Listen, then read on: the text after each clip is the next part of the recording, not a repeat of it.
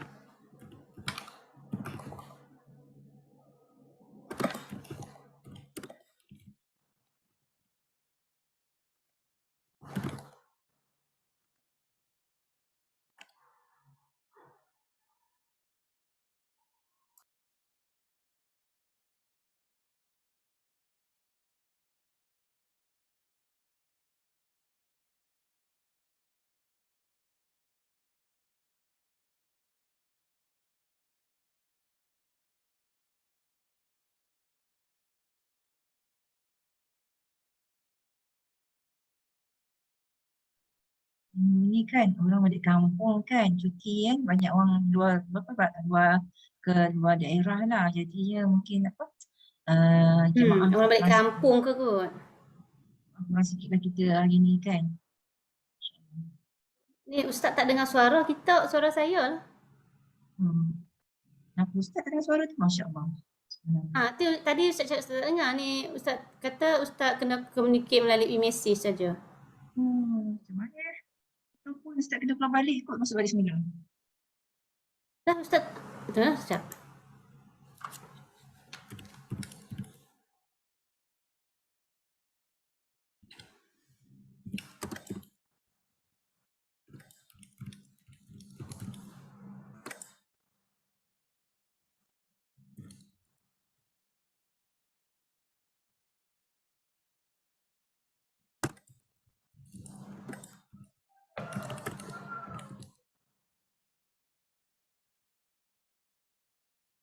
Keluar dah okey. Bermakna mungkin di masa nak nak set up kan wifi ke apa tu kan kita tekan kadang-kadang kot, mudah-mudahan tak ada benda tu panjang tu. Mana sahabat kita yang lain lagi ni, solat mimpi ke apa ni? Semangat dah perempuan nak menyembah ilmu ni. Sekejap ni Ustaz keluar dulu ni. Tak ada mana Ustaz, Ustaz try kot.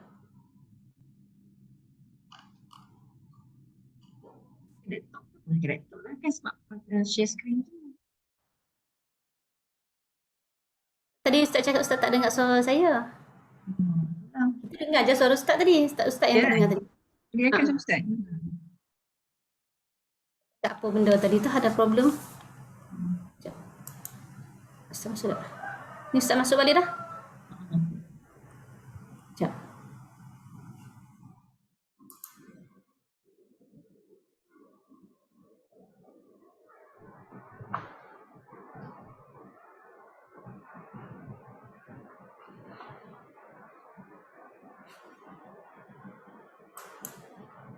Ustaz? Ustaz terdengar juga suara. Testing, Kak dengar suara saya? Dengar. Tak apalah. Macam mana tak dengar pula? Kami dengar je suara Ustaz.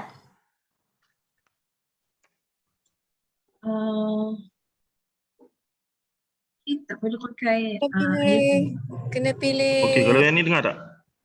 Dengar. Dengar? Dengar suara Ustaz. Masuk kita lagi dah tu. Speaker dah ni ke Ustaz? Speaker Ustaz tu mungkin ada choice speaker lain yang Ustaz kena pilih. Sekejap ya. Saya keluar balik. Saya guna telefon lah.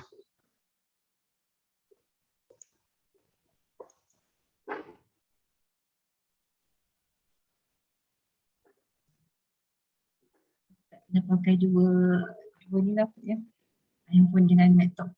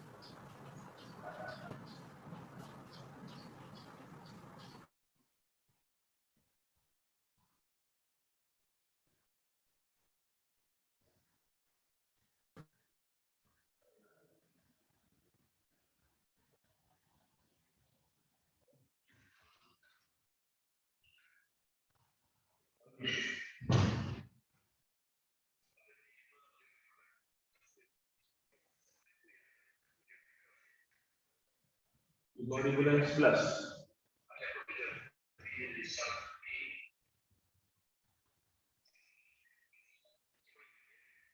Oh ya, tak cuti ke sini tu.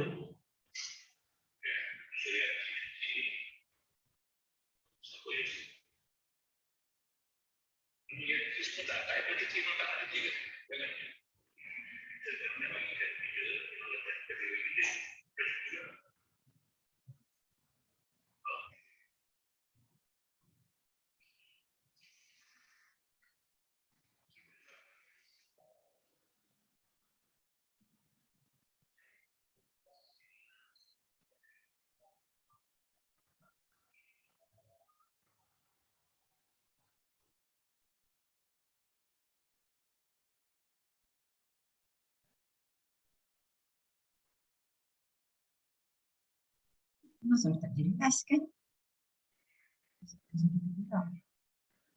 Device kita beza adalah macam ni, boleh nak cakap mungkin kena set masa dekat tu mikrofonnya laptop tu.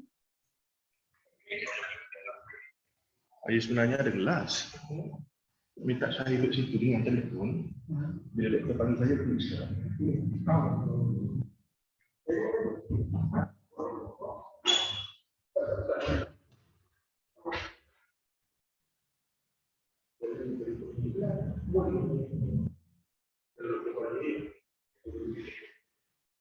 Jadi dia.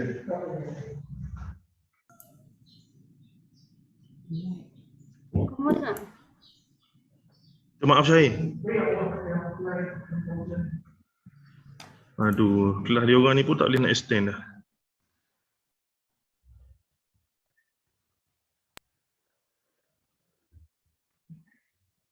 Tak dengar suara kita lagi kan?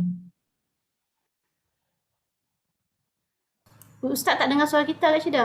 Dah kat PM saja.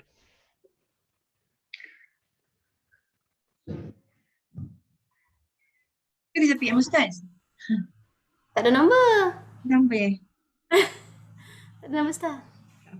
direct message ke? Sekejap. Saya pun tak sempat terkeluar juga ni. Sekejap. Ya ke patut senyap je. Dia terkeluar sendiri, tak tahu kenapa. Lain kot. Ha.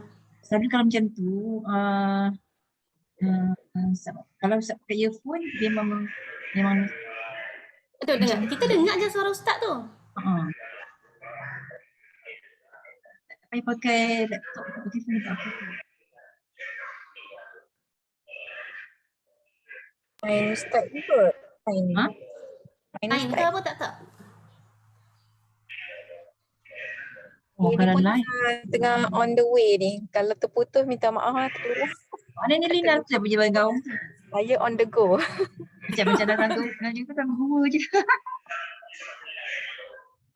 Dengar suara Ustaz kat jauh-jauh tu. Saya tempat kot. Tak, Ustaz tak dengar suara kita. Kita nak belajar ni hang. Macam ayat aku Isra ni Kejap kan. tanya sekali lagi Ustaz. Apa dia? Saya tak, mungkin Lina tahu ni Lina pernah you orang tadabbur kan Isra ni kan. Ustaz Syahri. Ada kebacaan terakhir Isra sampai salam.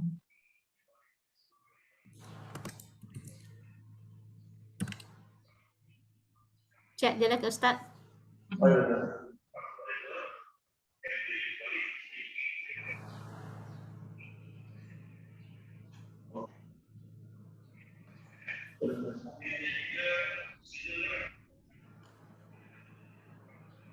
Ya, ya.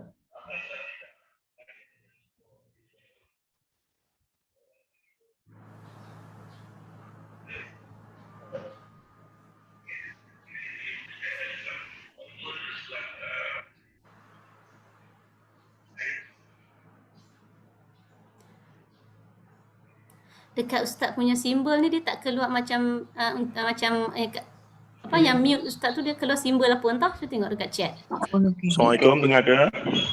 Dengar Ustaz? Okey. Tapi bergaung sikit, dia macam ada bergaung Kena. dia apa sebab apa? Nak kena off Apa lagi kan ni? Okey. mikrofon laptop. Bergaung lagi ya? Bergaung lagi. Sebab ada dua dua suara antara laptop Kalau dengan gini? okey. Okey. Okey ke Liza? So Ustaz. Okey. Okey, sebab telefon ni saya pegang. Kesian kan Ustaz. Okey Ustaz, kita mula je lah. Tak apa Kak. Ustaz dengar suara kami kan? Dia baru dengar. Guna telefon baru dengar. Oh, tak apa, kita mula terus lah Ustaz ya. Boleh, insya-Allah. A'udzubillahi minasyaitonirrajim. Bismillahirrahmanirrahim. Assalamualaikum warahmatullahi wabarakatuh. Alhamdulillah wassalatu wassalamu ala Rasulillah wa ala alihi wa sahbihi wa man walah. Subhanaka la ilma lana ma 'allamtana innaka antal alimul hakim. Rabbi shrah li sadri wa yassir li amri wahlul 'uqdatam min lisani yafqahu qawli. Rabbi zidni ilman warzuqni fahman, amin ya rabbal alamin. Tafadhal Ustaz, teruskanlah. Kita lewat pula. Baik.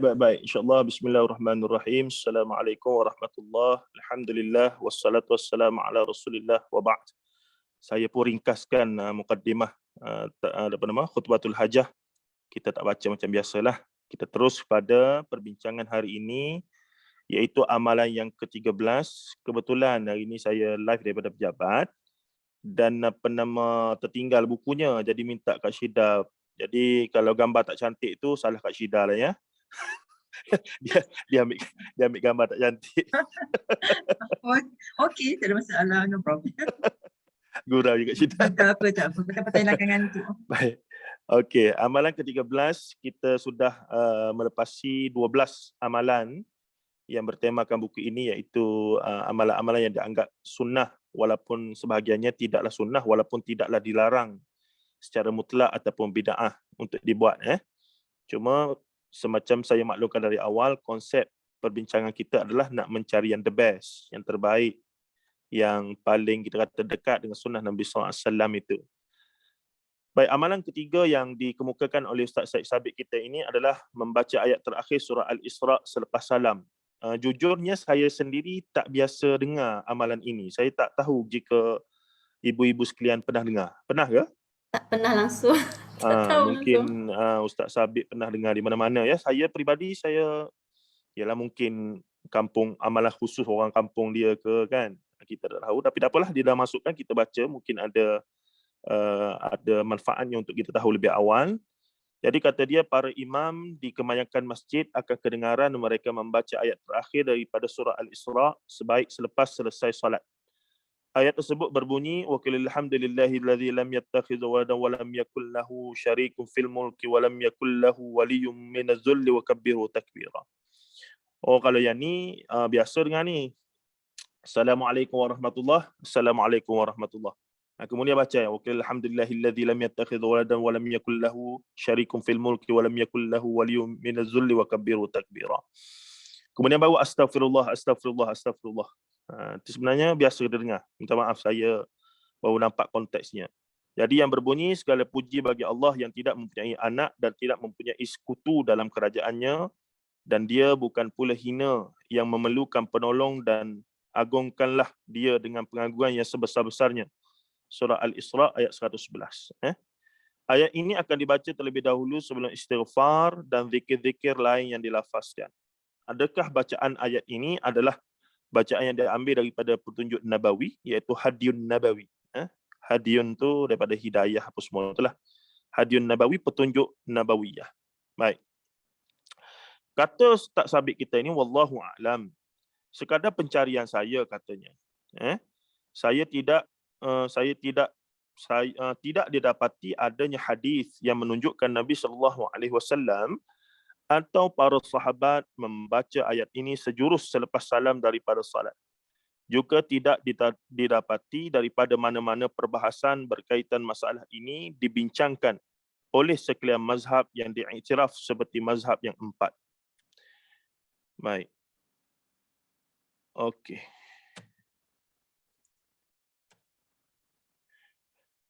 Adapun hujah, biasanya kalau orang yang buat macam ni, mereka berhujah. Nampak ya gambarnya? Adapun biasanya orang yang beramal dengan amalan ini, mereka berhujah. Apa salahnya? Ayat Quran kan? Kenapa tidak boleh dibaca? Itu alasan biasanya. Perkataan ini bukanlah hujah yang boleh diterima. Kelak akan ada penambahan lain pula yang menggunakan hujah yang sama, yang akhirnya akan menutup keaslian agama. Jika semua orang menggunakan hujah begini, maka lama-lama tinggal maksudnya yang original daripada ajaran Nabi SAW itu semakin lama semakin hilang. Dan itulah antara punca rosaknya agama Yahudi dan Nasara. Kerana pendeta-pendeta mereka, afatu'minuna bi ba'dil kitab wa takfuruna bi ba'd. Mereka ambil separuh, mereka kufurkan separuh. Bahkan mereka tambah pula yang mereka punya sendiri-sendiri yang mereka rasa kena dengan nafsu mereka dan seumpamanya. Jadi tekalnya agama Islam walaupun sudah 1300 tahun, 1400 tahun daripada zaman Rasulullah SAW, kerana adanya ulama-ulama yang keras dan tegas menjaga agama ini berdasarkan konteks yang awal, berdasarkan piawaian ataupun SOP, KPI yang awal. Sebab itulah masih terjaga. Bayangkan kalau para ulama ini tidak ada ulama-ulama hadis contohnya yang jaga. Masing-masing kata boleh buat asalkan benda baik, boleh buat asalkan benda baik. Lama-lama agama ini tidak ada lagi amalan yang sama dengan apa yang diamalkan oleh Nabi SAW dan para sahabat. Itu ghalibnya begitu. Ghalibnya begitu. Baik. Kata Ustaz Sabit kita lagi, justru persoalan daripada mana bacaan ini boleh dikhususkan. Daripada mana bacaan ini boleh dikhususkan selepas salam daripada salat, diajukan kembali kepada mereka yang mengamalkannya. Mungkin sahaja saya yang tidak menemuinya, kata Ustaz Sabit kita ini, merendah diri, dan ketidaktahuan saya bukan bererti ianya tiada. Boleh jadi ianya diketahui oleh mereka yang mengamalkannya. Namun begitu, jika tidak diketahui wujud atau tidak, kembali kepada hukum asal dalam ibadah ialah dilarang sehingga datangnya dalil yang memerintahkannya.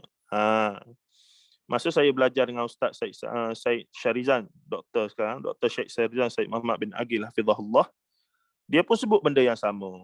Bila kita duduk belajar tu, zikir-zikir solat, ketika lepas bagi salam, teruslah astagfirullah, astagfirullah, astagfirullah.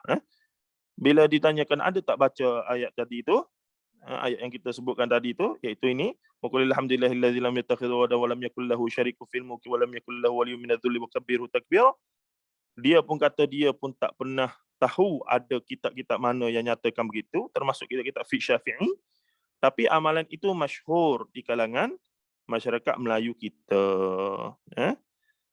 Maknanya tak adalah hadis. Kak Syida kata wallahu alam. Ustaz Syed Sabit kata tak pernah jumpa, saya sendiri pun tak pernah, dengan guru-guru saya yang memang mazhab Syafi'i pun kata tak jumpa. Jadi satu persoalan daripada mana amalan ini. Hukum asal baca ayat Quran tak ada masalah.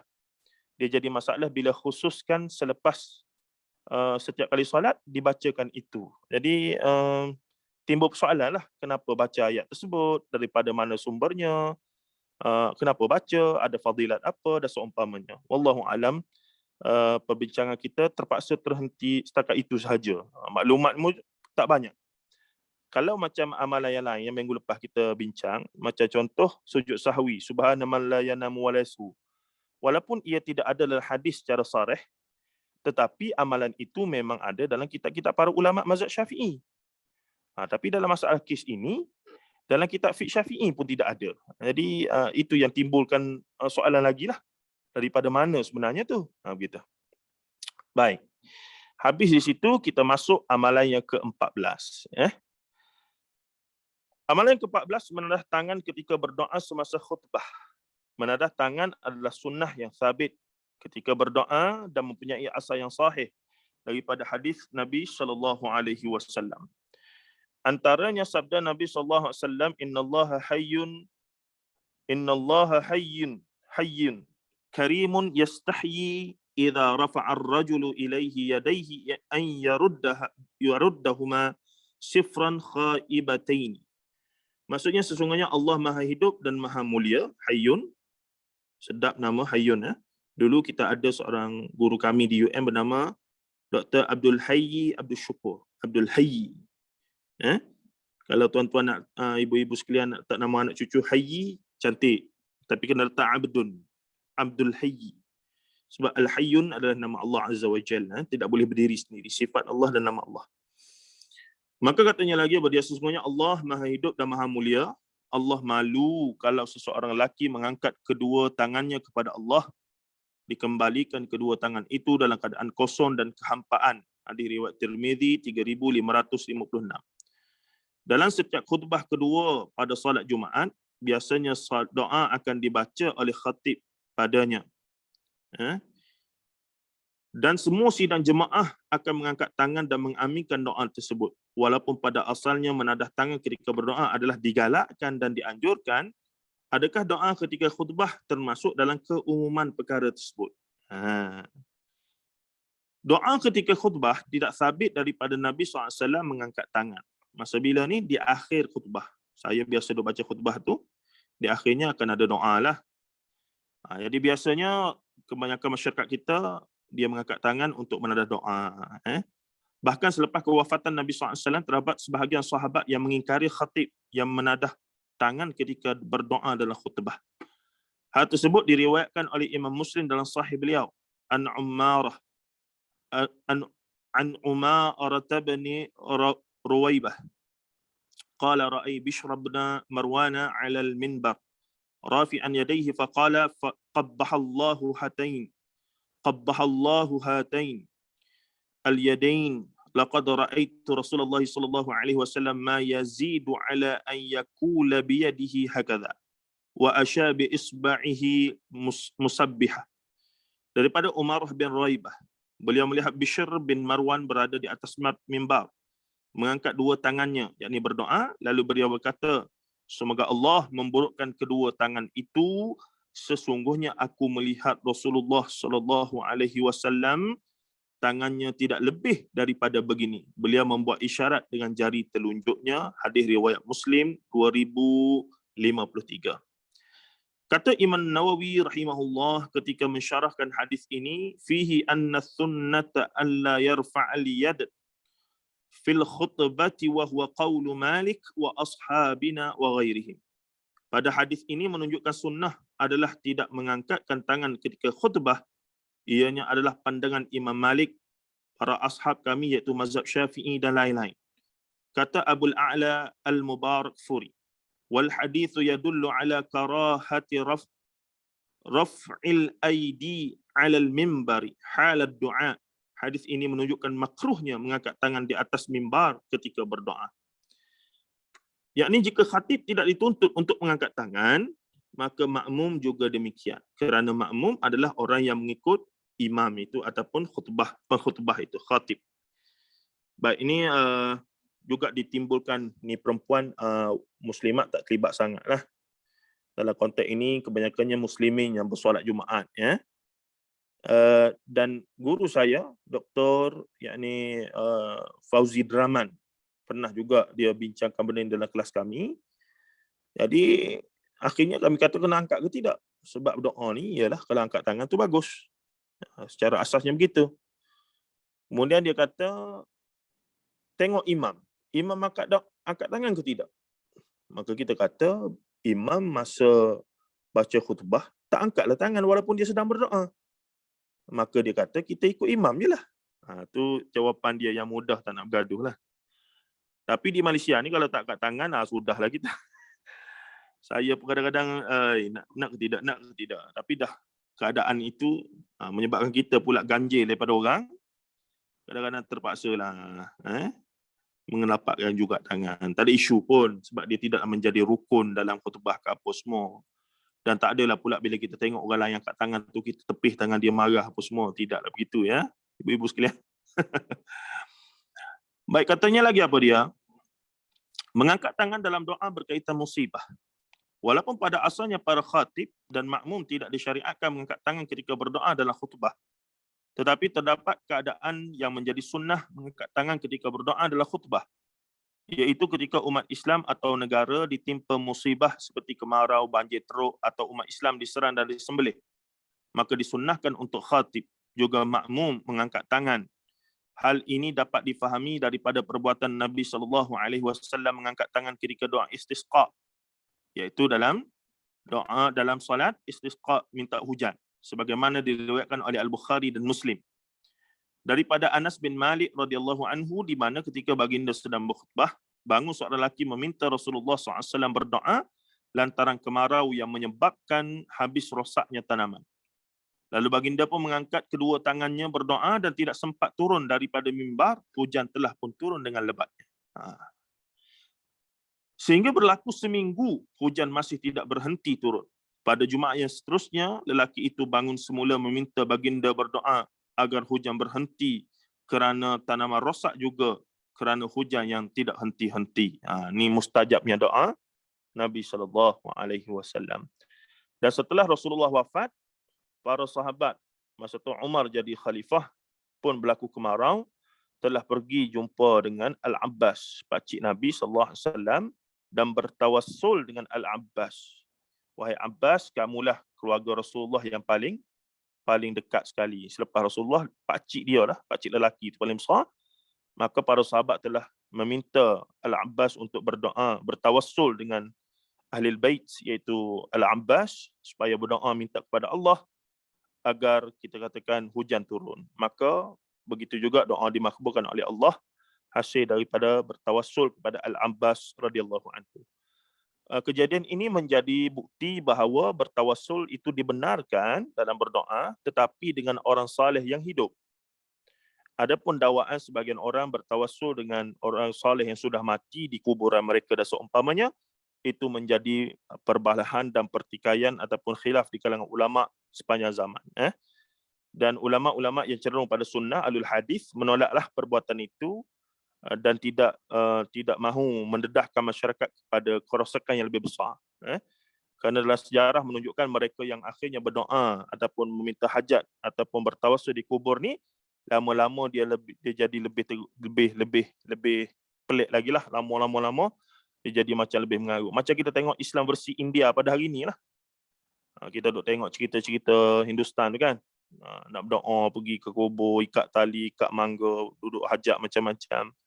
Yang cerita Salman Khan dengan budak yang dikatakan nak hantar balik ke Pakistan tu. Apa nama cerita tu?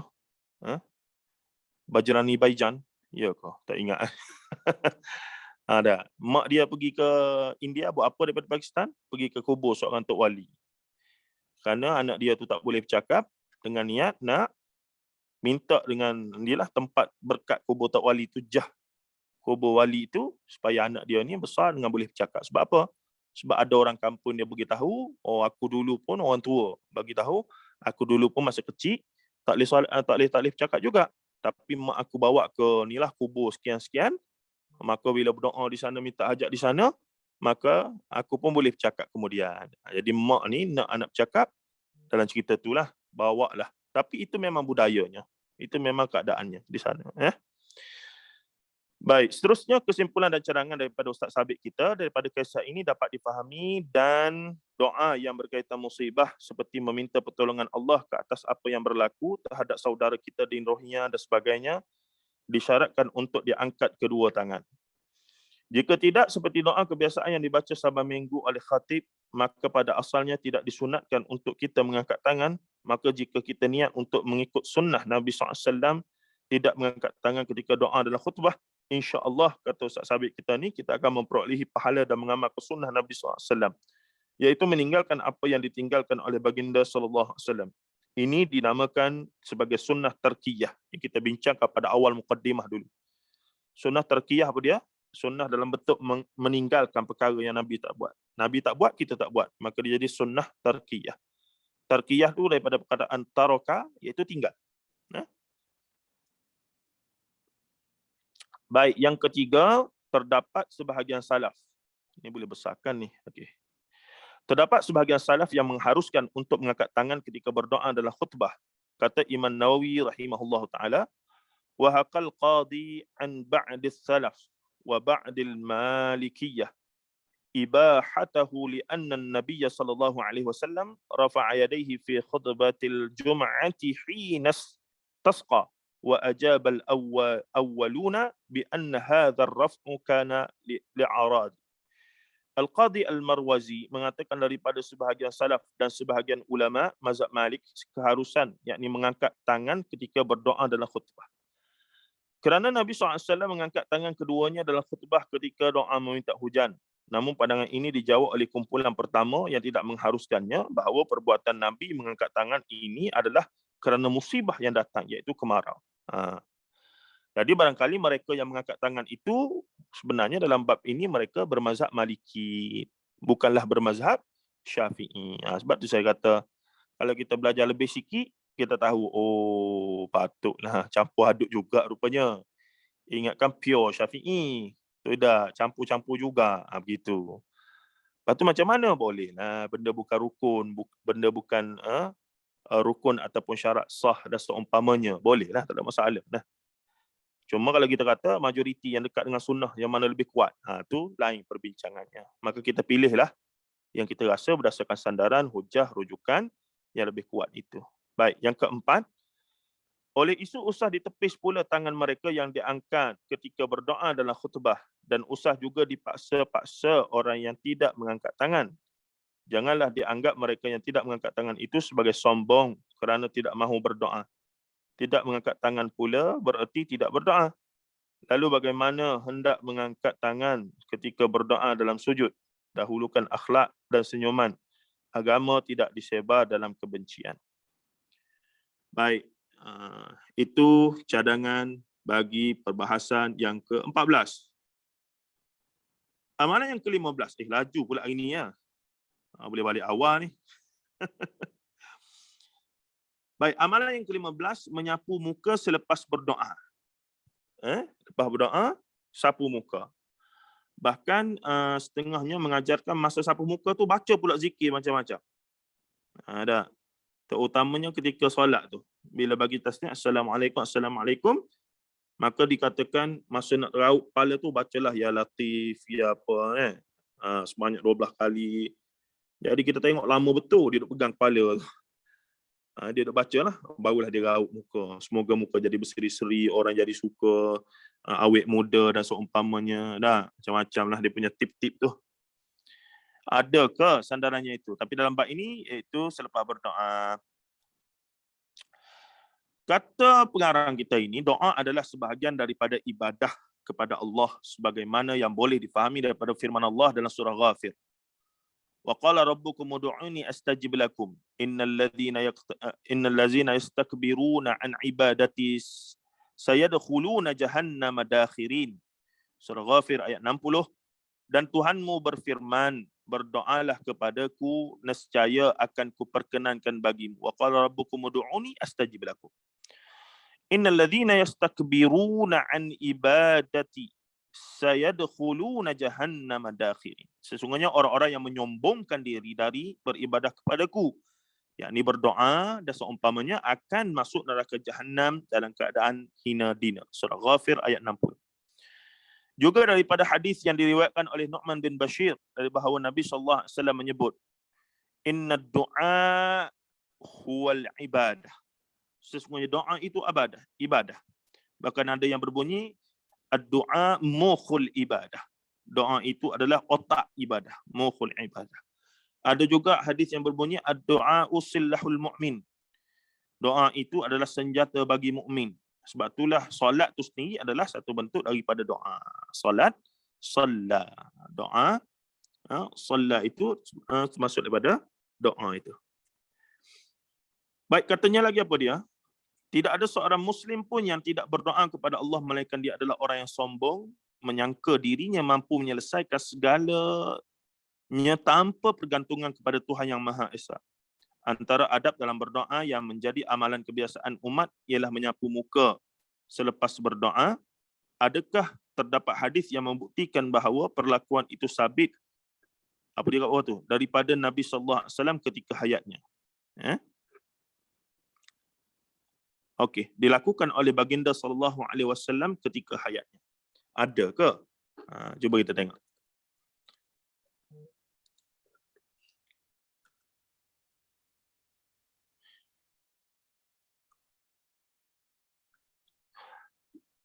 Baik, nampak ya? Terdapat beberapa riwayat yang mana sahabat menceritakan perihal Nabi SAW menyapu muka selepas berdoa. Antaranya hadis Umar bin Al-Khattab radhiyallahu anhu, kana Rasulullah sallallahu alaihi wasallam, kana Rasulullah idza madda yadayhi fi du'ai lam yaruddahuma hatta yamsaha bihima wajhahu. Adalah Nabi sallallahu alaihi wasallam ataupun Rasulullah sallallahu alaihi wasallam jika mengangkat tangannya ketika berdoa, baginda tidak akan mengembalikan tangannya hingga dia menyapunya ke muka. Hadis riwayat Tirmizi 3386 mengisyaratkan Rasulullah setiap kali berdoa akan sapu muka, akan meraup muka lah. Baik, perihal menyapu muka selepas berdoa dinilai sebagai riwayat yang hasan oleh Ibnu Hajar jika dihimpunkan semua riwayat yang berkaitan. Hasan, yakni kedudukan kedua selepas sahih. Hasan bukan sarjan Hasan, itu cerita Piramli. Ini hadis hasan, maksudnya hadis yang ada satu aspek tak cukup untuk dia menjadi hadis sahih, tapi dia tidaklah terlalu sehingga menjadi hadis dhaif. Maka disebabkan dia jadi hasan tu kerana dia tak cukup satu syarat ataupun syarat yang ringan sahaja. Tapi ia tetap dalam kategori hadis makbul, hadis yang diterima sebagai hujjah dan seumpamanya. Hadis Umar ini diriwayatkan oleh At-Tirmizi dan Al-Bazzar daripada jalan Hammad bin Isa Al-Juhani. Hammad adalah perawi yang dinilai lemah oleh ramai imam, antaranya Abu Hatim, Ahmad Ad-Darqutni dan Abu Daud. Begitu juga terdapat hadis daripada Ibn Abbas yang diriwayatkan oleh Abu Daud daripada Abdul Malik bin Muhammad bin Aiman, di mana terdapat perintah Nabi SAW agar disapu muka selepas berdoa. Tetapi Abu Daud sendiri menyatakan hadis ini lemah pula. Baik, begitu juga hadis Abu Daud ini, rantaian sanadnya terdapat beberapa perawi yang majhul. Apa dia majhul? Maksudnya tidak dikenali. Para ulama tak kenal. Para ulama hadis kata tak kenal. Siapa ni? Seperti Abdul Malik bin Muhammad bin Aiman. Siapa dia ni? Kata Ibn Al-Qattan. Perihal majhul, ia juga gurunya Abdullah bin Ya'qub. Kata Ibn Hajar, majhul, tidak dikenali. Hadis Ibn Abbas ini juga diriwayatkan oleh Ibn Majah daripada Salih bin Hasan. Namun lemah juga kerana Salih bin Hasan dinilai lemah oleh para imam. Antaranya kata Al-Bukhari, kata beliau munkarul hadis. Munkarul hadis ni bukan amar ma'ruf nahi munkar, mengisyaratkan hadis yang sangat-sangat dhaif. Munkarul hadis, orang riwayat daripada dia itu adalah riwayat yang sangat-sangat lemah. Baik, seterusnya kita tengok. Daripada hadis-hadis itu, pandangan ulama tu, terdapat ulama yang menganggap bahawa menyapu muka selepas berdoa adalah disunatkan. Ia adalah pandangan mazhab Ahmad. Mazhab Hanbali kata sunat. Satu pandangan dalam mazhab Syafi'i, yakni ada ulama mazhab Syafi'i yang kata sunat sebenarnya sapu muka itu selepas berdoa. Kata Ibnu Muflih, Imam Ahmad melakukannya. Pandangan kedua pula ialah tidak disunatkan menyapu muka selepas berdoa kerana hadis dalam bab ini tidak dapat dikuatkan antara satu sama lain. Ia adalah satu riwayat lagi dalam mazhab Ahmad dan pandangan kedua dalam mazhab Syafi'i. Ulama memang berkhilaf tentang perkara ini. Masalah ini berada dalam ruang lingkup khilaf yang mu'tabar. Dia panggil khilaf mu'tabar. Dan dibenarkan. Jangan pula dikata yang menyapu muka selepas berdoa itu sebagai tak mengaji. Dan jika dilihat orang yang tidak menyapu muka selepas berdoa, jangan dikata sombong atau mazhab cacar merba pula. Sebab dua-dua ada pandangan di kalangan para ulama semua mazhab, termasuk dalam mazhab Syafi'i sendiri pun terpakai dua-dua sebenarnya. Ada pandangan dua-dua. Sebab tu saya kata, bila kita belajar lebih sikit, kita tahu kepelbagaian ini, kita menjadi lebih terbuka dan tenang. Kita tak kalut lah bila tengok orang buat salah berbeza dengan kita. Kita tak mudah nak kata, ini tak betul ni. Ini belajar kat mana ni? Begitu. Baik. Terus kita pergi. Kau habis dah?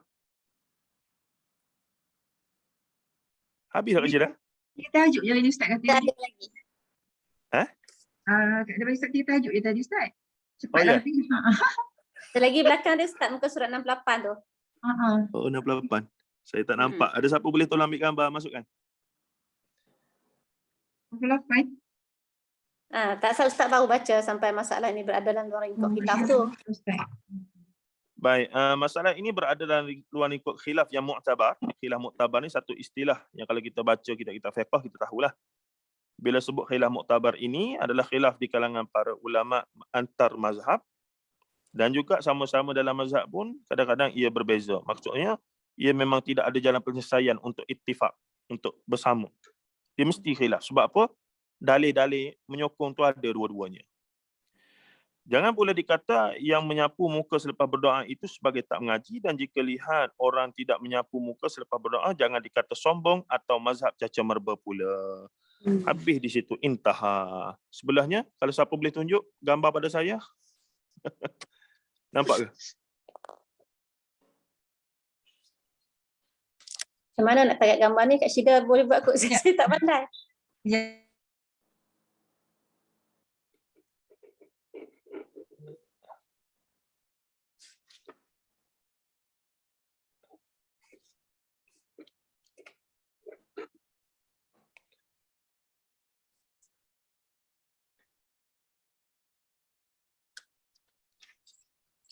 Kak Syida? Ada Kak Syirah. Dah share. Ada share Ustaz. So, sekejap dah. Sekejap ya. Dah buat lagi, share lagi, set lagi kat Ustaz untuk next tajuk. Sekejap ya. Okay. Okay.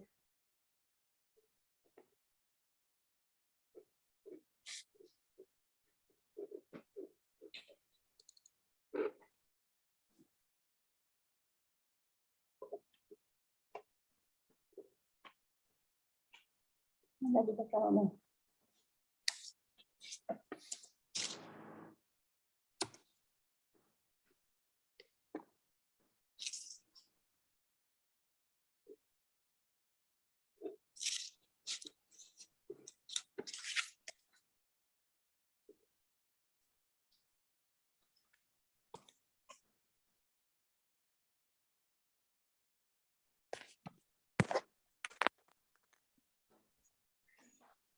Buka Zoom dekat phone yang lagi satu.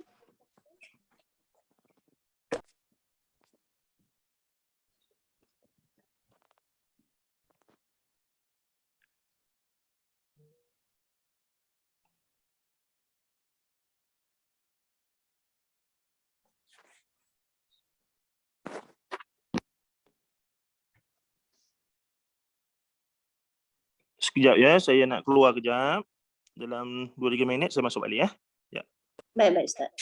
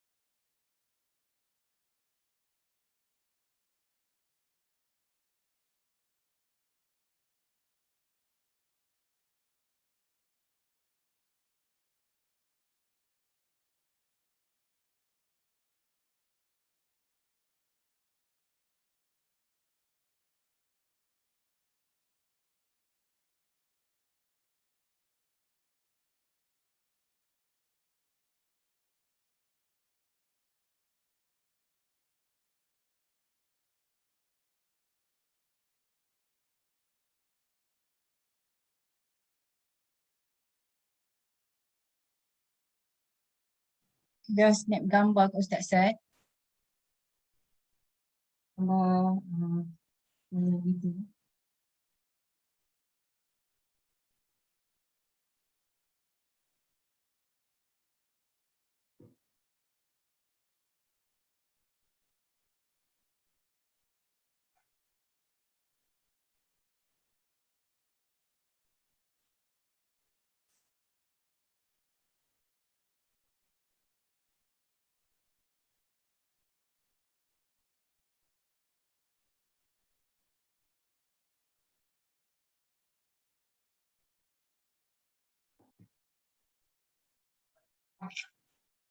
Dulu. Tak apa. Sekejap. Biar apa kerja sikit sekejap.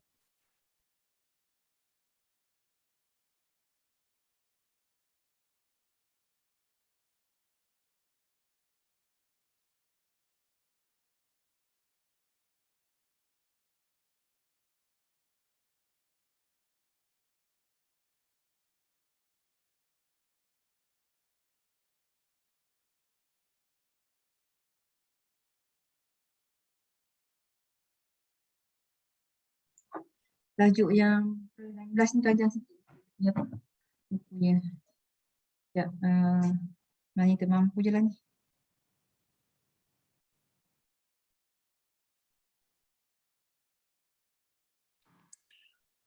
Okey, Assalamualaikum. Assalamualaikum. Dengar ya? Ya, dengar Ustaz. Ya, minta maaf gangguan sikit petang ni, panas-panas ni. Panas dulu. Kita share semula. Nampak WhatsApp saya dengan Kak Syida ni. Okey, nampak ya? Tak nampak. Nampak Ustaz? Nampak Ustaz? Muka surat 68 ya? Ya. Okey. Kata Allamah Ibn Uthaymin. Siapa ya Uthaymin ni? Syekh Muhammad bin Salih Al-Uthaymin. Salah seorang ulama besar daripada Saudi ya. Dah dengar tapi tak ingat. Syekh Salih Uthaymin ni salah seorang meninggal lah, tapi dia ulama zaman inilah. Saya bersamahah Mufti Perlis pernah cerita dan saya dengar sendiri. Satu masa dia muda, dia masih remaja, dia pergi ke Mekah dan dia diminta untuk menjadi penterjemah kepada seorang syekh daripada Saudi kepada jemaah Malaysia ketika itu. Jadi dia kata bila dia tak tahulah siapa yang dia kena terjemahkan itu. Bila dia pergi ke Masjidil Haram ke mana, saya tak pasti, masa tu tak ingat sangat. Tapi dia kata bila dia pergi tu tengok inilah syekh yang dia kena terjemah. Memang dia kata masa tu bila tengok syekh, rupanya syekh itu adalah Syekh Muhammad bin Salih Al-Uthaymin inilah, ulama besar Masjidin Nabawi ketika itu.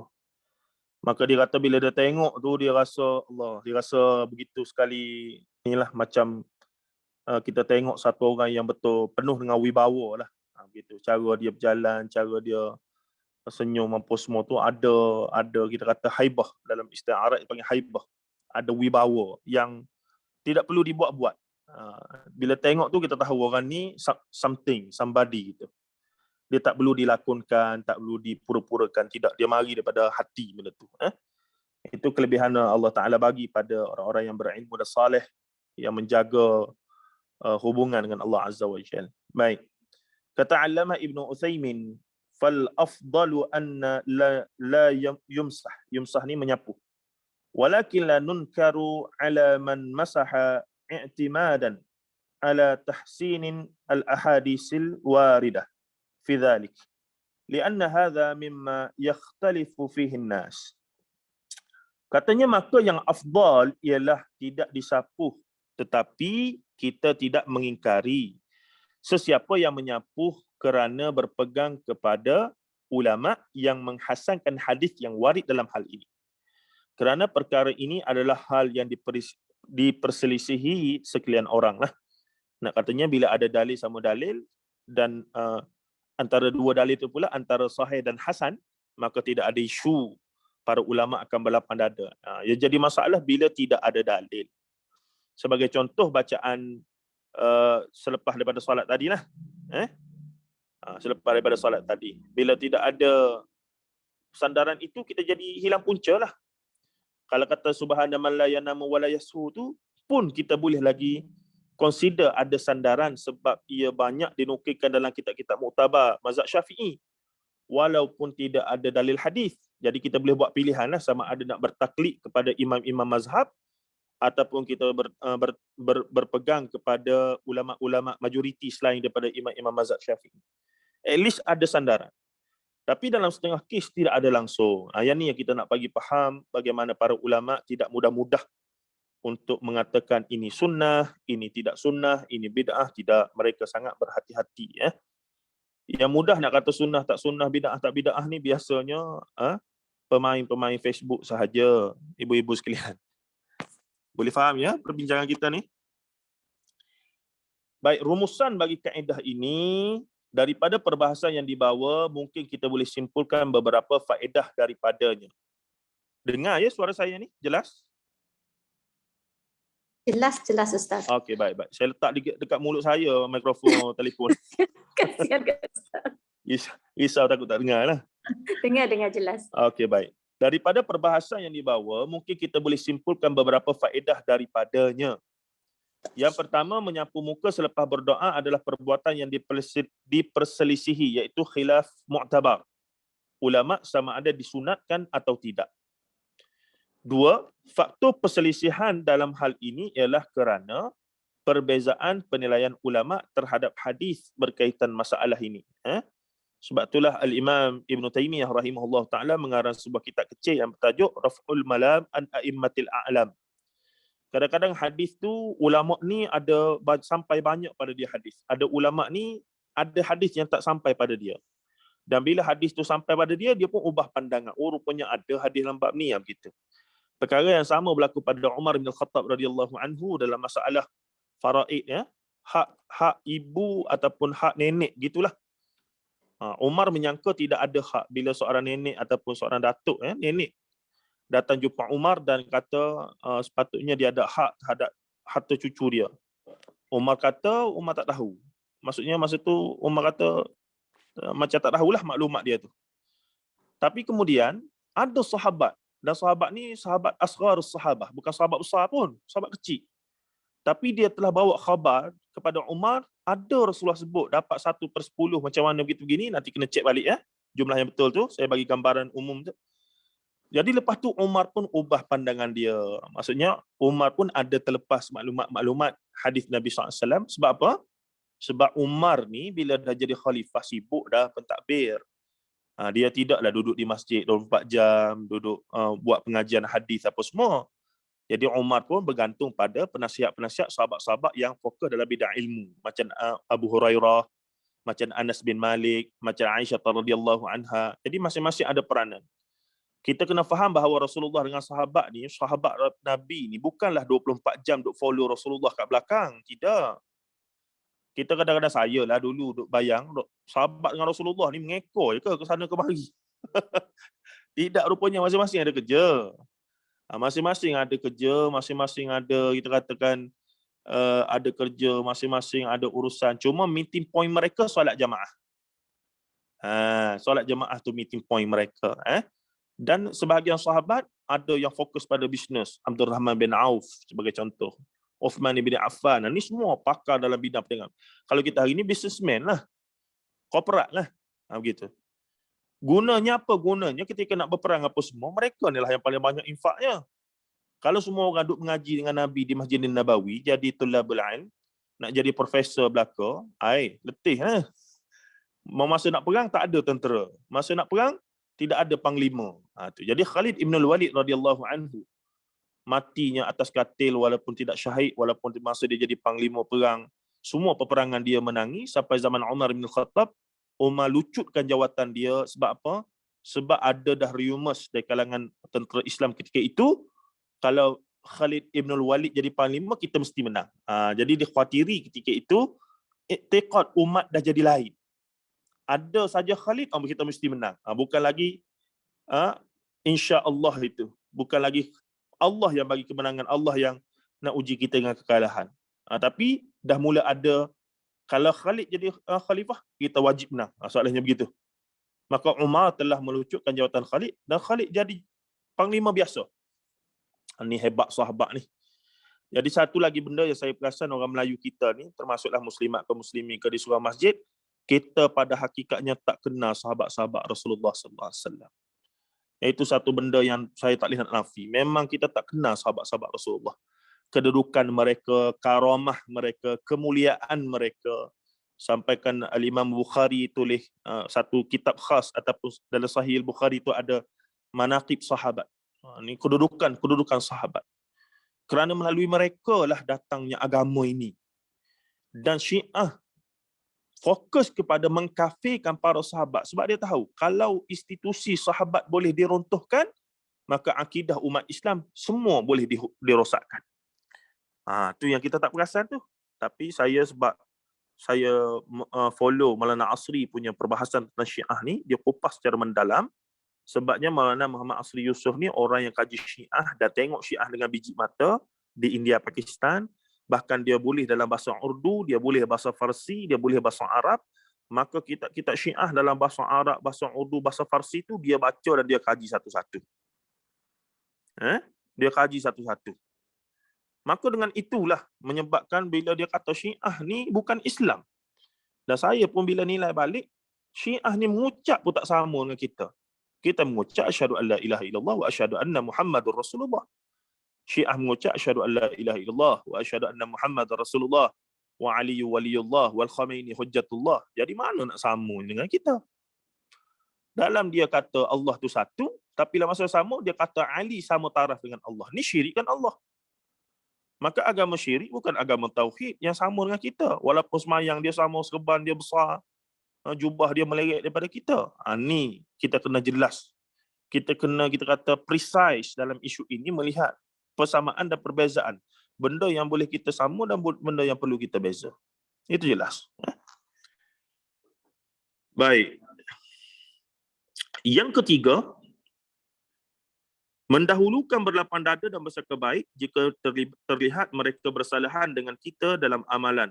Dalam mazhab Syafi'i terdapat dua pandangan, iaitu pertama disunatkan menyapu muka dan kedua tidak disunatkan. Dua-dua boleh, tak ada apa lah. Tapi sebab saya sendiri pun kebiasaannya kita memang berdoa sapu muka. Dan dia ada feeling bila sapu muka ni, dia ada feeling. Masa sapu tu lah, saya duk perasan sapu-sapu pun bila duduk sapu tu dia punya taqarrub, dia punya macam mengharap tu nampak sangat.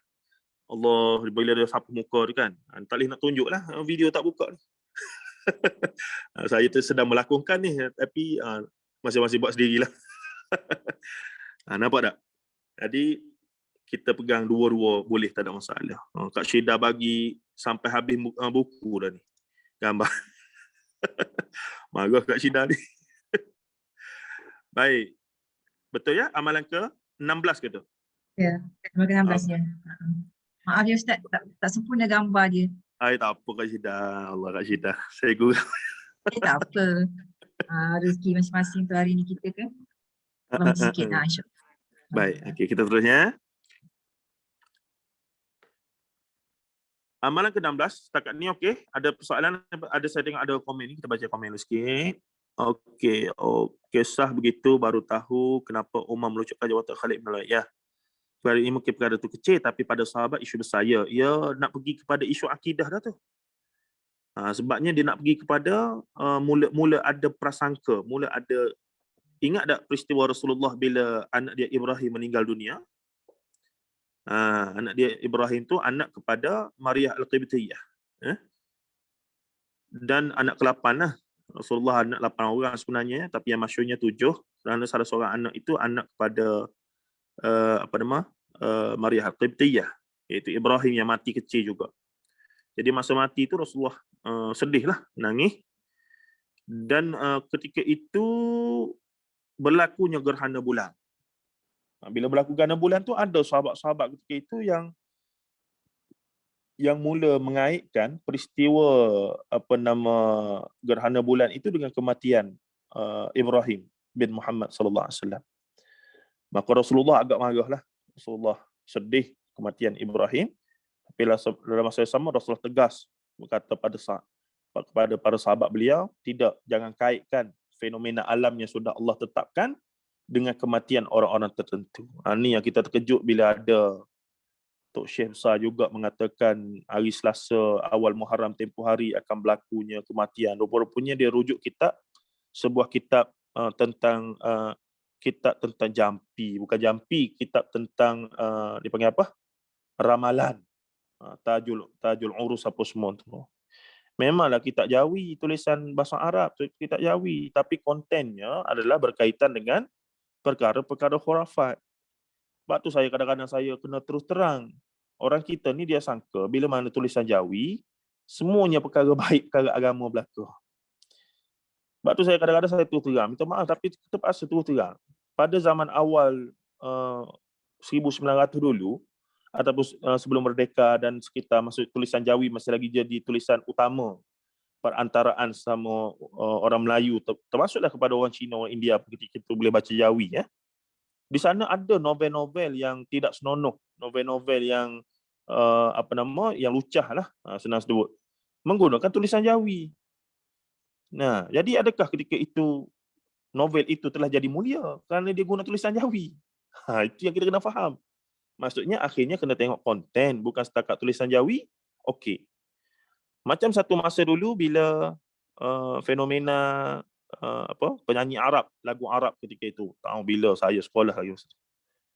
Saya ingat lagi penyanyi itu nama Pascal Mashalani itu. Nuris Syams, Nuris Pinas tu. Nuris Syams tu baguslah, cahaya matahari. Tapi nak katanya orang kita bila dia bunyi Arab, nyanyi pula sedap, maka bagi dia nasyid. Nasyid yakni arti kata lagu-lagu ketuhanan memuji Tuhan lah. Bila diperhatikan ternyata ianya sebuah lagu ataupun lagu-lagu cinta-cinta ni sebenarnya. Duk puja-puji wanita dan seumpamanya, kekasih aku lah apa begitu begini. Ya Habibi apa nama?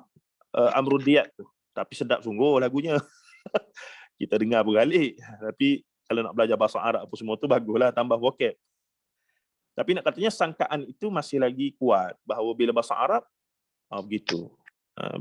Tempoh hari ada sahabat saya sendiri pun dia kata bila dia jumpa seseorang yang dipanggil ustaz, dia akan bercakap Arab. Kalau kawan tu tak reti jawab langsung, nasib baiklah saya reti juga sepatah dua ya. Jadi bila orang tu tak reti jawab langsung, dia akan tak iktiraf kawan tu sebagai ustaz, dia akan panggil cik sahaja. Maksudnya bagi dia antara kriteria seorang yang so-called ustaz nak mengajar agama mesti fasih cakap Arab. Jadi ada orang jawab balik, dia kata kalau nak kira fasih bahasa Arab, kriteria orang yang boleh mengajar agama semata-mata ya, tanpa nafikan, untuk menjadi seorang sarjana ilmuwan, kita kata ulama, wajib kuasai bahasa Arab sebab itulah bahasa sumber. Tapi kalau untuk sekadar perbincangan macam kita apa semua gitu begini, tak adalah sampai memerlukan kemahiran yang terlampau tinggi dalam bahasa Arab itu. Jadi hamba Allah ni kata, sahabat orang yang tak setuju dengan dia kata, bahkan orang yang tak setuju ni pun ustaz-ustaz juga, doktor yang fasih bahasa Arab saya tahu. Dia kata kalau nak kira penilaiannya kefahaman terhadap agama ni dinilai pada bahasa Arab, maka sepatutnya tidak adalah orang bukan Islam daripada kalangan orang Arab. Sepatutnya Islam belaka lah. Kalau kriteria itu semata-mata diletak sebagai orang tu alim atau orang tu reti agama ataupun tidak. Jadi itu tidak menafikan perlunya kita untuk belajar bahasa Arab sebab ia memberi nilai tambah yang tinggi, khususnya kepada orang yang macam saya lah, yang ceramah apa semua ni memang kena ada asas yang baik, walaupun tidak jadi alim ataupun tidaklah pakar, tapi mempunyai asas yang baik untuk faham dan berinteraksi dengan nas dan seumpamanya.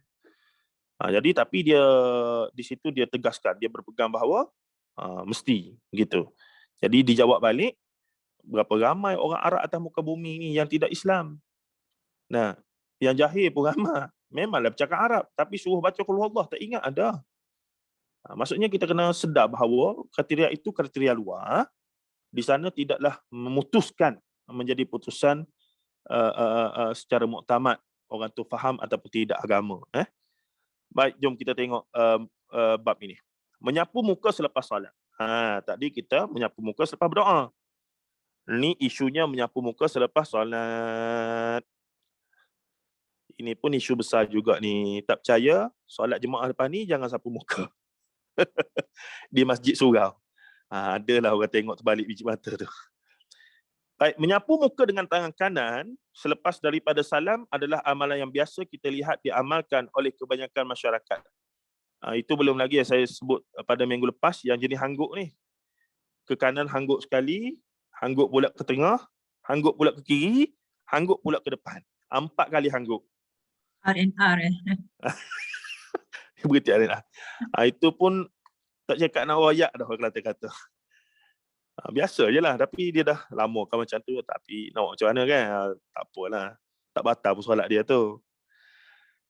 Baik, katanya apa dia? Sebahagian menganggap perbuatan tersebut adalah sebahagian daripada perkara yang sunat dilakukan. Sebahagian orang mengatakan apa salahnya? Sudah selesai solat, ikutlah hendak sapu muka kah, punggung kah, sapu sampah kah? Mengapa hendak dibahas pula? Kasar pula dia di sini ya.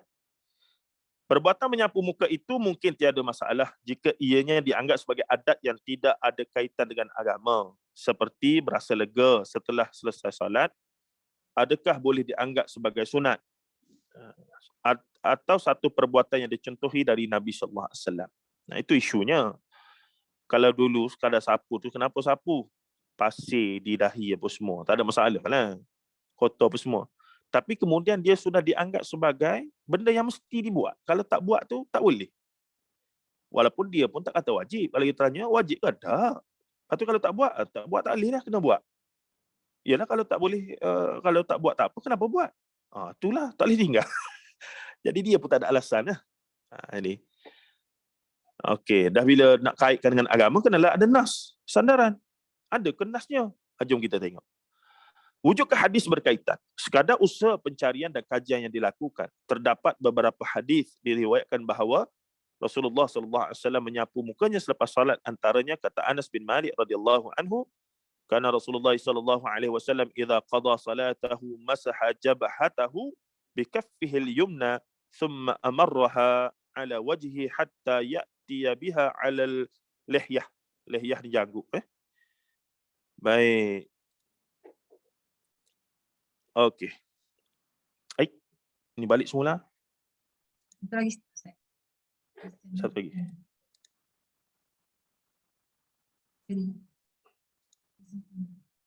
Betul ya? Ya. Rasulullah SAW apabila selesai solat, baginda menyapu dahinya dengan tapak tangan kanan. Kemudian melalukannya ke seluruh muka sehingga janggutnya. Hadis ni riwayat siapa tadi? Saya tak nampak di bawah ni. 69 Tarikh Asbahan, Abu Nuaim Al-Asbahani. Hadis ini dinilai sebagai palsu oleh sebagian ulama kerana seorang perawi dalam rantaian sanadnya iaitu Daud bin Mihbar. Sebahagian menilainya sebagai terlalu lemah, dhaif jiddan. Adapun syaddud dhaif, Imam Ahmad ketika ditanya oleh anaknya Abdullah tentang Daud, beliau tergelak dan mengatakan bahawa Daud tidak tahu apa itu hadis. Kata Imam Al-Bukhari, Daud bin Al-Mihbar adalah munkarul hadis. Orang yang bermasalah dalam hadis. Kata Az-Zahabi rahimahullah ta'ala, murid Syekhul Islam Ibn Taymiyah, Ibn Hibban berkata bahawa Daud memasukkan hadis. Para ulama sepakat meninggalkan hadisnya. Patutlah. Hadis ini sahaja yang diriwayatkan Rasulullah SAW meraut wajahnya selepas salam. Adapun selainnya terdapat hadis-hadis yang menyatakan bahawa Rasulullah SAW menyapu dahinya selepas salam. Antaranya diriwayatkan oleh At-Tabarani dalam Al-Awsat dan Ibn Sunni dalam Amal Yawm wal Laylah. Sanadnya terlalu lemah kerana seorang perawinya iaitu Salam bin Salim At-Tawil Al-Madaini dinilai sebagai matrukul hadis yang ditinggalkan hadisnya oleh para ulama. Dan riwayat lain daripada At-Tabarani juga diriwayatkan baginda menyapu kepalanya. Kesimpulannya, hadis-hadis ini tidak boleh dijadikan hujjah untuk menetapkan amalan menyapu muka selepas solat sebagai sunat. Tak boleh sebab memang lemah. Memang tidak sabit. Memang dikritik oleh para ulama majoriti. Bukan orang kecil. Bukhari sendiri kritik, Imam Zahabi kritik, Ibn Hibban kritik. Ramailah. Bukannya kecil-kecil orang tu. Imam Bukhari pun kritik. Jadi bila Imam Bukhari pun kritik, besarlah masalah pada hadis tu. Tu kita punya kaedah. Dalam hadis ni, semakin orang tu dekat, semakin ulama tu dekat dengan Rasulullah, semakin dia kuat dia punya authority dalam hadis. Tapi kalau dalam teknologi, semakin moden, semakin berkembang teknologi. Dalam ilmu agama, khususnya ilmu hadis, semakin jauh daripada zaman Rasulullah, ilmu tu semakin hilang, semakin nipis. Tapi semakin dekat, yakni semakin awal, semakin ke belakang seorang ulama itu, Imam Bukhari apa semualah, semakin mereka dianggap sebagai orang yang sebagai authority dan mempunyai nilai autentik dalam bidang yang dibahaskan, iaitu bidang hadis.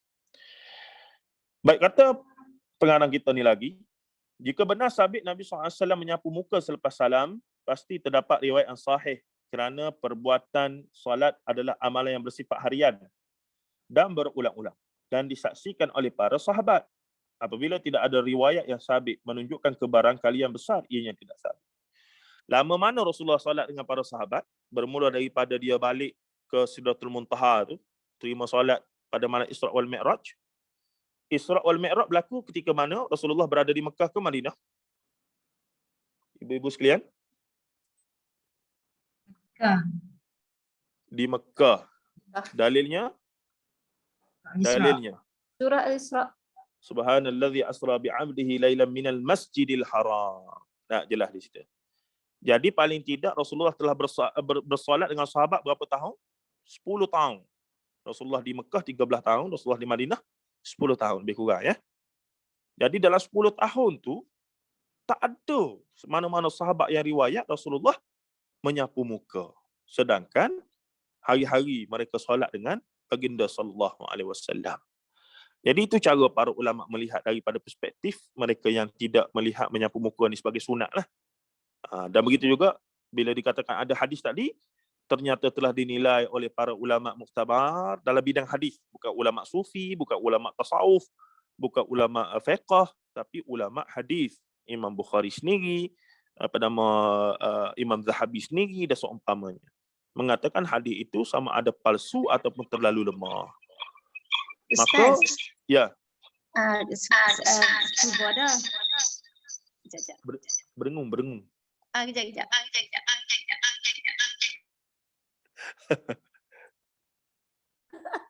Tak, Ustaz. Kiranya kita tak payah buatlah sapu muka tu, Ustaz tu. Saya memang tak buat. Saya tak kata apa, tapi saya memang tak buat. Kau baru tahu je sebab dengar daripada Ustaz Najib kan, Abu Bakar Official, dia pun cakap tak payahlah sebenarnya benda tu. Itulah soalannya, kita nak ikut orang. Rupanya dia hadis pun dhaif sangat, ada palsu, ada lemah riwayat. Ya. So sekarang ni untuk peribadi kita, kau dah cuba tak buat, tapi kadang-kadang tu terbuat juga sebab terbiasa. tak ada apa, tidaklah membatalkan solat apa semua. Ambil masa lah nak biasa tu. Yalah. Tapi untuk peribadi saya sendiri pun memang tak buat lah untuk peribadi. Dah bagi tahu dah anak-anak semua, sedang usaha lah sekarang ni supaya tak buat lah benda ni sekarang. Slow-slow lah, slow-slow. Itulah. Baik, okey. Okey, kita teruskan. Ada lagi yang nak berkongsi? Ustaz sama dengan Kak Syida pun sebab bukan was-was jugalah sebab amalan ni turun-temurun kan kita buat sapu muka tu kan, bila Ustaz bagi tahu ni macam Betul. macam Kak Liza jugalah, bukanlah kami pun macam tapi kalau tak buat nanti orang kata kita apa ni kan, memang maksudnya benda tu benda tu darah daging kita lah melakukannya. Dia ambil masa sikit. Tapi sebenarnya tak ada sandaran yang sahih lah daripada hadis-hadis dan juga sahabat-sahabat semua kan. Tidak ada. Bahkan saya yakin nanti saya semak balik dalam kitab Fiqh Syafi'i. Saya ingat saya pun tidak ada lah dalam kitab Fiqh Syafi'i. Jadi mana datangnya ni? Kalau ada pun kerana sandarannya pada hadis yang tak sahih tadi lah, yang tak kuat tadi. Itu isunya.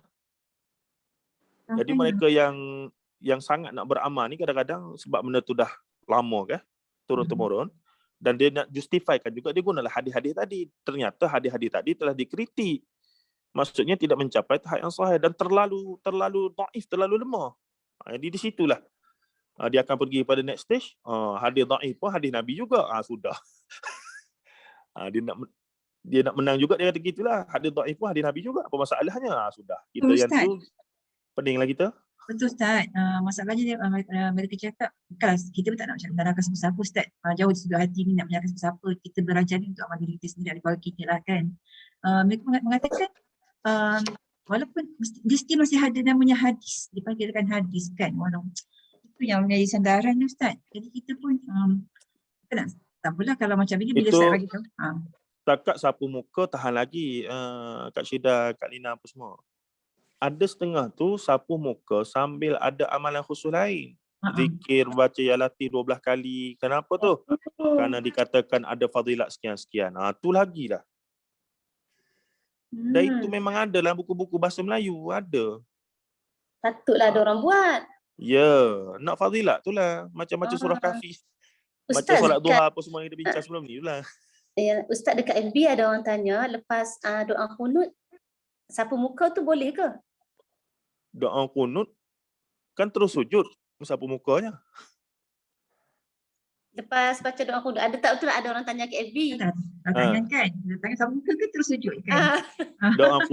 Doa kunut ni dalam mazhab Syafi'i pun selepas habis dah selawat tu terus sujud. Tapi kalau tersapu muka tak ada masalah lah. Okey. Kadang-kadang saya pun tersapu. Sallallahu alaihi wasallam Muhammad. Wow. Dia soboh-soboh ni mai khusyuk kalau tak ada masalah, tapi kalau buat dengan sengaja dia kena justify kenapa. Kalau dia kata okey kena sapu muka, maka kita sebut memang dalam mazhab Syafi'i pun tak ada suruh sapu muka dalam doa kunut ni. Begitu. Tapi kalau di luar maka dua tadi. Ada setengah kata sunat berdasarkan hadis yang sahih dan ada kata sunat berdasarkan hadis hasan. Maka dua-dua diterima, khilaf muktabar. Berdoa di luar nak sapu muka ke tidak? Khilaf muktabar. Cuma saya sendiri dalam bab itu saya cenderung sapu muka sebab dia lebih feeling lah pada saya ya. Kalau sapu muka tu sebab hadisnya ada ya. Dah kalau hadis ada kenapa kita nak selisih dengan orang awamnya? Kita ikut je lah. Dan bila sapu muka tu rasanya lebih feeling lah, lebih menjiwai doa tu. Wallahu a'lam. Tapi kalau dah lorak-lorak sangat, prong uji tak ada apa lah. Kadang-kadang tak ingat tu. Baik, kita tengok ni. Akhir dah ni, insyaAllah. Perbuatan ini, iaitu pandangan ulama', perbuatan ini kemungkinan besar adalah berasal daripada permasalahan menyapu kesan tanah atau debu yang melekat di dahi ketika sujud. Oleh kerana itu, ianya tidak diambil berat oleh para sahabat kerana ianya tidak berkaitan dengan ibadah. Lebih kepada perbuatan normal seorang manusia. Jibiliyah tu. Dia benda yang menjadi kebiasaan. Yang ni kalau kotor di muka, kita sapulah muka. Sebab kita kena tahu, zaman Rasulullah, Masjidin Nabawi tu, lantainya adalah pasir tanah. Bukannya kapet macam masjid kita hari ni, tebal 5 inci tu. Dan atapnya sekadar terbuka dan bahagian-bahagian tertentu saja ada daun tamar. Adapun inilah pelepah tamar. Dan kelilingnya rumah Rasulullah SAW. Bilik sebenarnya, bukan rumah pun, bilik-bilik kecil saja. Isteri-isteri baginda SAW. Tu. Jadi bila bangkit dari sujud tu memang melekatlah. Dan Rasulullah mensunatkan kita untuk bila sujud, hidung kita tersentuh lantai. Yang ni kita tak buat pula. Hidup pesek Ustaz, tak sampai. Nak buat macam mana dah kita jenis hidup pesek. Tapi kalau kita nak ikut sunnah, kena usahalah. Biar dahi dengan hidung ni Rasulullah tunjuk. Sujud 7 anggota, dahi, kedua tapak tangan, kedua lutut, kedua hujung jari dilipatkan. Dan Rasul kata, dan ini. Ini tu Rasul tunjuk pada hidung. Majoriti ulama kata sunat lah. Untuk bila sujud, hidung tu termasuk sekali. Masalah Melayu ni sebahagian, hidung tak berapa besar. Bukan tak besar, tak bermancung. Dia kata tak sampai. Kena usaha lah macam mana pun sunnah ke. Kalau memang tak ada nak buat macam mana. Baik. Kak Syida nak cakap apa tu? Tak dengar. Tak adalah Ustaz. Sebab Kata benda tu macam terus ke orang masyarakat lah. Jadi kita macam uh, susah tapi tak apalah, pelan-pelan lah kami.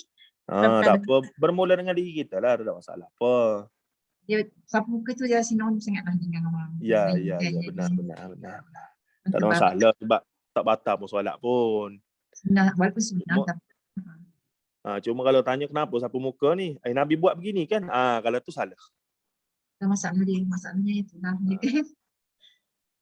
Tapi sebab kita dah belajar, maksudnya kami direzekikan oleh Allah untuk belajar ni, alhamdulillah Ustaz. Maksudnya kita ada sandaran yang kita belajar kan, ada, bukan nak kata berhujah lah, lagi kita nak sampaikan pada orang tu sebab benda as long as ada hadis, itu yang dia orang pegang kan. Okey, kita pergi sikit lagi nak berhabis. Sila Ustaz. Perbuatan ini kemungkinan besar tadi kita dah baca, sekiranya asal bagi amalan menyapu muka selepas solat adalah berasal daripada permasalahan yang dibincangkan ulama berkaitan menyapu kesan debu atau tanah di dahi, maka masalah ini memang ada asalnya. Kata Abu Sa'id al-Khudri radhiyallahu anhu, ra'aitu Rasulullah sallallahu alaihi wasallam yasjudu fil ma'i wat-tini hatta ra'aitu atharat tini fi jabhatih. Aku melihat Rasulullah SAW sujud di atas air dan tanah liat. Atas air ni maksudnya bila mana hujan, Rasulullah sedang solat dengan sahabat, tenggelamlah sikit. Bukannya dalam air, maksudnya dalam sungai ke berenang ke apa semua. Bukan ni. Maksudnya atas lantai. Kan kita kata lantai Masjidin Nabawi kita tanah. Dan kalau musafir pun, musafir solat biasanya atas padang begitu sajalah tengah jalan tu. Jadi time-time hujan tu Rasulullah sujud je dalam air tu. Air yang lopak tu lah, air yang bertakung tu. Bukan kata sengaja pergi cari sungai sujud dalam tu. Bukan begitu ya. Dan tanah liat. Kerana bila lepas air tu, lepas hujan, tanah akan menjadi tanah liat lah. Gitu. Lopak-lopak tu. Sehingga aku melihat kesan tanah pada dahinya. Hadis riwayat Bukhari 832. Dan tanah lopak ini suci ya. Cuma dia tidak bersih pada pandangan kita, tapi sebenarnya dia suci. Baik. Panjang pula dia ni. Baik, saya terus baca terjemahan ya. Adapun menyapu muka ni siapa kata ni? Hadis atas dia tu kat Syidah saya tak nampak tu. Fa'almal masahul wajhi min athari. Kata Al-Hafiz Ibn Rajab Al-Hambali. Okey, baik. Ibnu Rajab Al-Hambali ni siapa yang kita perasan karya dia? Dia juga salah seorang daripada yang mensyarahkan matan Arba'in Nawiyah tapi dia tambah jadi 50. Apa nama kitab dia tu? Allah akbar, tak ingat Ibnu Rajab Al-Hambali syarah Nawawi itu tajuk dia bukan Lu'lu' wal Marjan. Allah tak ingat dah. Allah tak ingat. Ustaz Zulkhairi suka benar rujuk kitab ni. Antara kitab yang hebat lah. Tak apa, kita tinggal dulu. Nanti ingat balik saya beritahu. Jadi kata Imam Ibnu Rajab Al-Hambali, bila Al-Hambali itu jelaslah mazhabnya mazhab Hambali. Dia kata apa dia? Adapun menyapu muka daripada kesan sujud selepas salat, apa yang dapat difahami daripada riwayat Ibnu Mas'ud dan Ibnu Abbas menunjukkan ianya tidak dimakruhkan. Al-Maimuni meriwayatkan daripada Imam Ahmad bahawa beliau menyapu dahinya selepas selesai solat. Diriwayatkan daripada hadis Anas bahawa Nabi SAW jika setelah selesai solat, baginda menyapu dahinya dengan telapak tangan kanannya. Hadis ini mempunyai banyak jalan periwayatan daripada Anas tetapi semuanya rapuh. Kalau ada pun isyarat yang kuat kata sapuh itu sapuh bukan sapuh kerana mengisyaratkan selesai solat. Maksudnya dia bukan termasuk dalam rukun fi'li solat, tidak. Ataupun perbuatan dalam solat. Dia adalah selepas solat nak sapu dahi sebab ada pasir. Jadi kita hari ni tak ada pasir. Dan bukan hari-hari Rasulullah buat begitu. Ada kadang-kadang Rasulullah tak buat. Nampak tak? Kata Ibn Rajab lagi, wa karihatu ta'ifatun lima fihi min izalati atharil ibadah kama karihul tanshi fa min wudu'i wasiwaki lis-saimi. Sekumpulan ulama melihatnya sebagai makruh, yakni dibenci kerana perbuatan itu menghilangkan kesan ibadah. Sebagaimana tidak disukai untuk mengelap kesan wuduk dan bersiwak bagi orang berpuasa.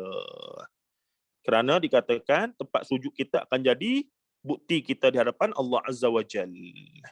Maka setengah ulama berpegang, terutamanya ulama sufi biasanya begini, mereka nak kesan-kesan sujud mereka tu biar ada. Sebab nanti semoga pasir-pasir, debu-debu dekat ni jadi bukti di hadapan Allah, kita solat pada Allah, kita sujud pada Allah. Tu pula dia pegang gitu. Nampak tak pelbagai itu. Kata Imam Nawawi wala wa karihas salaf mashal jabhati fi salati wa qabla al-insirafi mimma yata'allaqu biha min ghubarin wa nahwi. Dan para salafus salih tidak suka menyapu dahi ketika salat dan juga sebelum beredar daripada salat, iaitu daripada apa-apa yang terlekat padanya seperti debu dan seumpamanya. Para sahabat sebahagiannya biarkan saja. Sebab tadilah mereka pegang, semogalah debu-debu ni apa semua jadi hujah mereka, jadi bukti mereka di hadapan Allah Azza wa Jalla. Kata Syekhul Islam Ibn Taymiyah rahimahullahu ta'ala. Saya baca terjemahan tu. Para ulama berselisih pandangan tentang menyapu dahi selepas solat kepada dua pandangan, makruh dan harus. Ianya adalah dua riwayat daripada Imam Ahmad, sebagaimana perselisihan kepada dua pendapat yang mana kedua-duanya adalah riwayat daripada Imam Ahmad berkaitan menyapu kesan wuduk dan tisu dengan tisu, menghilangkan kesan bau mulut dengan siwak selepas tergelincir matahari bagi orang berpuasa dan seumpamanya, yang mana ianya adalah daripada kesan ibadah. Itu dia kesimpulannya dan cadangan. Baik. Daripada apa yang dinukilkan secara ringkas berkaitan perbahasan para ulama dalam hal ini, hadis berkaitan menyapu muka selepas salam adalah tidak sabit. Tidak sabit ya.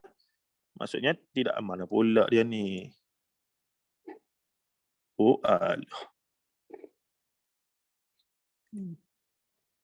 Okey. Hadis berkaitan menyapu muka selepas salam adalah tidak sabit, tidak boleh dijadikan hujah untuk menetapkan sesuatu amalan sebagai sunat dan sebagainya. Sebab dalilnya tidak mencapai tahap hasan ataupun sahih. Dhaif pun tidak, tapi dhaif jiddan, terlalu lemah, bahkan palsu sebahagiannya. Yang kedua, sebahagian salafus salih memakruhkan, yakni dikatakan dibenci perbuatan menyapu kesan debu yang melekat di dahi kerana ianya adalah kesan ibadah yang tidak patut cepat-cepat dihilangkan. Adapun menyapu tanpa ada apa-apa alasan, ianya adalah perbuatan yang agak kurang tepat. Ni bahasa lembut ni, bahasa berlapik kita kata. Tidak dekat dengan lebih dekat dengan bid'ah kerana perbuatan menyapu dahi itu adalah untuk membersihkan kesan tanah. Jika tujuan itu tiada, untuk apa disapu? Wallahu a'lam. Yang keempat, sekiranya dilakukan tanpa ada apa-apa unsur disandarkan perbuatan itu kepada agama, seperti sekadar sebagai tanda kelegaan selepas selesai solat, maka ianya mungkin tidak bermasalah. Saja dah jadi terbiat, sapu, gitu. Nah, ada orang tepuk-tepuk muka, macam-macam orang ni. Ada orang dia garu hidung, muka dia sedung kan. Lepas solat garu hidung. Tapi sekarang ada trend baru. Lepas solat ambil telefon main. Lepas solat ambil telefon tengok WhatsApp. Ini saya pun tak tahu perang apa. Na'udzubillah, semoga kita boleh sabar ya. Lepas tu saya kadang-kadang pergi masjid surau ni saya tak bawa telefon saya tinggal rumah. Kalau bawa tu masalah. Nak pegang. Tapi kadang-kadang yang pegang tu kita pun jadi suuzon juga. Kita tengok kita duk mengajar, ada orang ni duk main telefon. Kita duk mengajar ni depan ni. Tak geram tuan-tuan? Geram. Rupa-rupanya dia sedang catat poin-poin kuliah kita. Oi, khusyuk dia. Kita duk, dia ni dah duduk depan sekali, baguslah. Lepas tu duk main telefon depan aku ni. Geram kita je.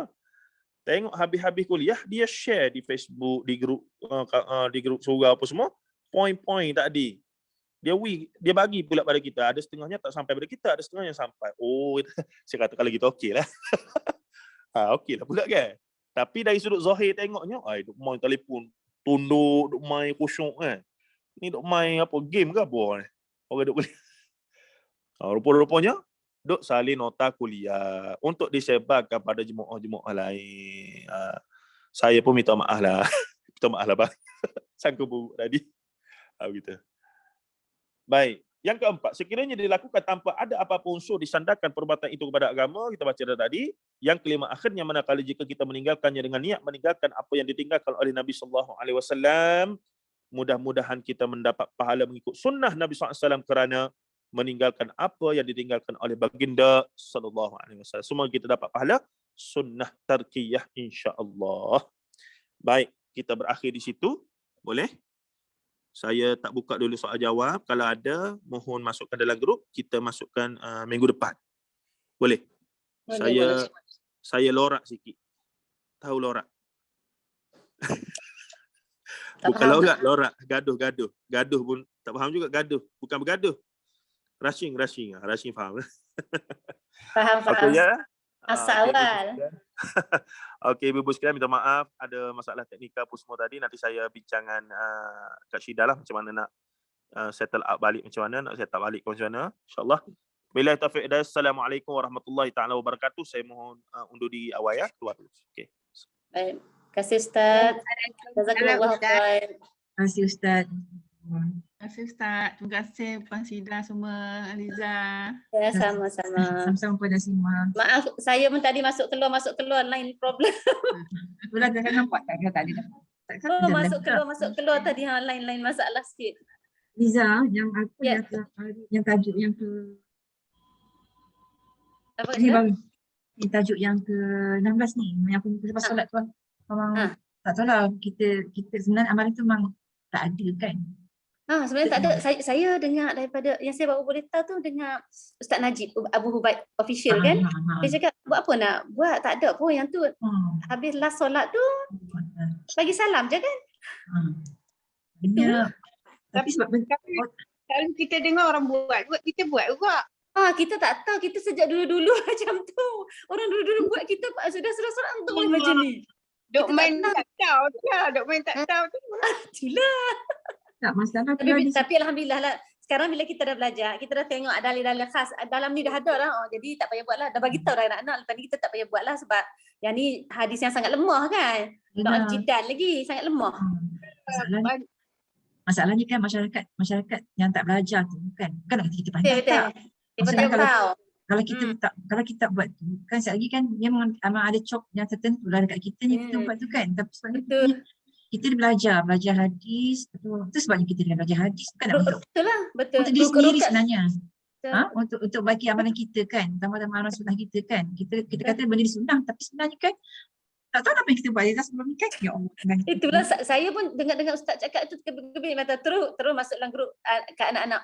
Tak ada atas sebenarnya benda ni semua hadis yang sangat lemah dan ada yang memang tertolak tu tak ada, jangan buatlah macam ni. Baru tahu kalau tidak buatlah kita macam tu di sekolah ajar macam tu. Sebab Ustaz Najib cakap mana ada rukun fi'li last kali mana ada bagi salam sekali sebelah kanan tu saja, lepas tu tak ada dah. Yang belah kiri tu sunat. Mana ada cakap lepas tu macam ni. Rukun fi'li tu tak ada kan? Betul kan? Betul kan? Sunat pun tak ada. Sebenarnya kita ni pun tak ikut tak? Ya, sebab kita tak tahu. Ya Allah, takutnya kita ni tak pergi jadi macam golongan maghdup lah, orang-orang Yahudi. Orang-orang dhalin. Apa tak ada ilmu tapi dapat ikut. Itu surah kita belajar apa tu? Surah mana? Ustaz Endang ya, kelas Ustaz Endang ya. Ustaz mana ya? Oh yang surah Yasin ya, tak ada surah Yasin kan? Jangan ikut-ikut, kita tak tahu, kita ikut amalan Tok Nenek. Tapi itulah Kak Syida pun macam ada. Benda tu memang jadi kadang-kadang dah cuba buat dah sekarang ni tapi sesekali tu terlupa dia tergerak cepat-cepat. Kalau macam teringat cepat-cepat tu tak buat lah. Kadang-kadang kita lupa dah lama dah berapa puluh tahun dah kita macam tu. Ya dah. Berapa solat dah 50 lebih dah tahun kan solat kan. Oh ya Allah. Itulah mana kita kan. Duk jadi buat macam tu. Dari kecil-kecil kita buat benda tu senang kita nak ubah. Itulah. Betul. Kita tak belajar ni sebab mati kita tak buat. Sekali kita buat benda yang tak ada sunnah. Masalahnya kita kata itu sunnah kan. Dah ujung apalah tak? Dah ujung tapi tak apalah, Allah bagi jugalah hidayah pada kita tak? Kita nampak dah juga benda tu apa dia. Alhamdulillah. Okey, alhamdulillah. Jadi kita nak dekat asar dah ni kita end sesi kita dengan tasbih istighfarah dan suratul As. Subhanakallah wa bihamdika asyhadu an la ilaha illa anta astaghfiruka wa atubu ilaik. Bismillahirrahmanirrahim. Wal 'ashr innal insana lafi khusr illa allazina amanu wa 'amilus salihati wa tawassaw bil haqqi wa tawassaw bis sabr. Alhamdulillah, terima kasih semua. Jazakumullahu khair. InsyaAllah jumpa lagi minggu depan ya. Terima kasih Liza, Kak Syida. Kak Syida endkan sesi pagi petang ni dengan lapas Assalamualaikum warahmatullahi wabarakatuh. Waalaikumsalam warahmatullahi wabarakatuh. Dan solat. Jom.